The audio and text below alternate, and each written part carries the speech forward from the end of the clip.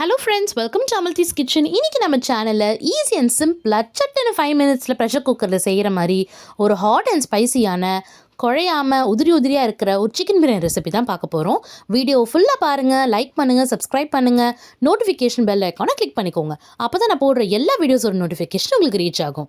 பிரியாணிக்கு தேவையான இன்க்ரீடியன்ஸ் பார்த்துடலாம். இதோட அளவுலாம் உங்களுக்கு டிஸ்கிரிப்ஷனில் கொடுத்துருக்கேன், செக் பண்ணிக்கோங்க.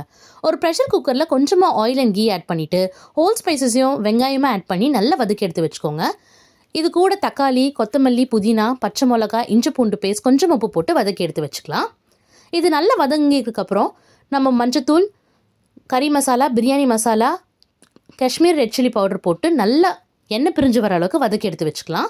இது கூட வாஷ் பண்ணி வச்சுருக்க 250 கிராம்ஸ் சிக்கனையும் ஆட் பண்ணி கொஞ்சமாக தயிர் ஆட் பண்ணி கொஞ்சமாக உப்பு போட்டு நல்லா இது வேக வச்சு எடுத்து வச்சுக்கோங்க. இந்த பிரியாணிக்கு நான் நார்மல் ரைஸாக யூஸ் பண்ணியிருக்கேன், புழுங்கல் அரிசி. ஸோ 1 கப் அரிசிக்கு 2 கப் தண்ணி அளவு. தண்ணி ஆட் பண்ணி தண்ணி நல்லா கொதிச்சதுக்கப்புறம் நம்ம கழுவி ஊற வச்சுருக்க அரிசியை இது கூட ஆட் பண்ணி ப்ரெஷர் குக் பண்ணி 3 விசில்ஸ்க்கு குக் பண்ணி எடுத்து வச்சிங்கன்னா சூப்பர் அண்ட் டேஸ்டியான chicken biryani recipe ready. Like, share and subscribe.